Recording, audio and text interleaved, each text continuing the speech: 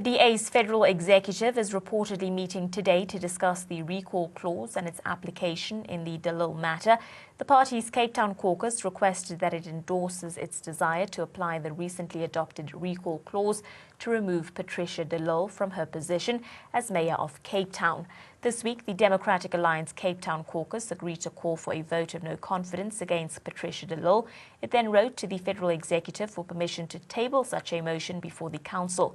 Patricia de Lille survived a similar motion brought by her own party by a single vote in February. Now, the DA has earlier said that its new recall clause passed at its federal Congress cannot be used retroactively to remove de Lille from office. Some have since referred it to as the Patricia de Lille clause.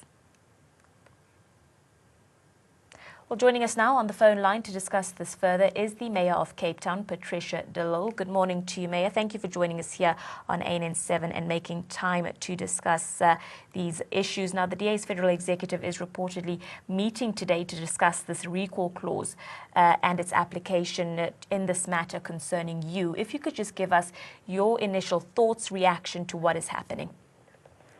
First of all, I have not been informed officially.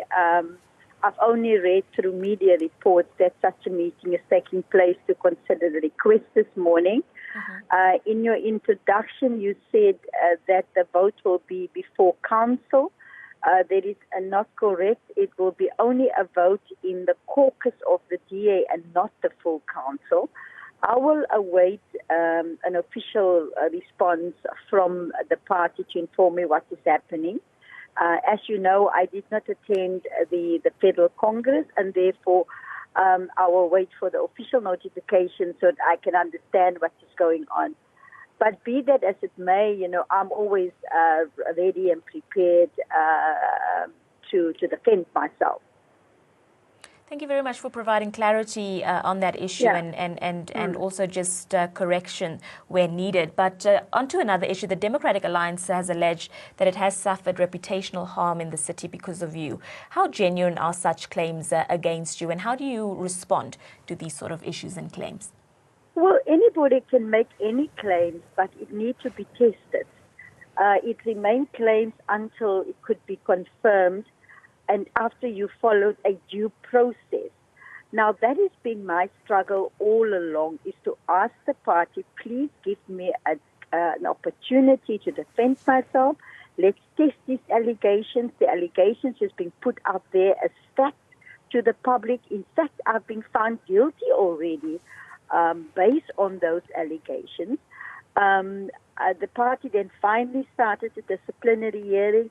I am still fighting to have that disciplinary hearing open to the public and open to the media. As the accused, I want the public to hear. My name is being smeared in public. It must be cleared in public. So I have suffered substantial reputational damage because I've never been afforded the opportunity to state my side of the case. So yes, if the party has suffered reputational damage, it's because the party themselves started speaking so bad about a government that's controlled by the DA. The Democratic Alliance, or the mother body, has also claimed that you are a mayor without a mandate. How do you respond to those sort of statements? Well, of course, it's nonsense. I have been voted in 2016 by 2/3 of the people, of the voters of the city of Cape Town. And I've got a mandate for 5 years. And you don't go and seek a mandate every day. You seek it once every 5 years from the voters. And then you implement the plan, the integrated development plan that we've put before the voters. And that is what I'm busy with every day, pressing on to implement that program. I mean, it's a complete fabrication of what is the meaning of democracy to actually say that. It's anecdotal, and certainly it needs to be tested. We earlier mentioned this recall clause, and do you believe that the recall clause was especially inspired by the party's efforts to unseat you? What is your views around this? Oh, certainly, most definitely. That is why just 1 week later, even though the leader of the party denied that the clause has especially been designed to get rid of me. It is now being tested and it's now applied in my matter. But you know what? I'm taking every day as it comes. Like other people are saying, I will wait for the signal from Mama and then defend myself. On the topic of, like other people said, waiting for the signal from Mama, you were in attendance at the EFF memorial event for Mam Winnie Madikizela Mandela. There's been a lot of questions asked as to why you chose to attend and if anything could be read into it with regards to the future and your future decisions. Could you explain, please? Well, people are entitled to speculate. You know, just 2 weeks before that at the Jazz Festival, I hugged the President Cyril Ramaphosa, and then they speculated I'm going to the ANC. The next week, out of respect for Mama Winnie, I attend a memorial service, which is customary in my culture, that you show respect to a fallen mother. And then I'm accused that I'm now going to go to the EFF. People are entitled to speculate, but like I've said many times before, I am currently hell-bent on clearing my name.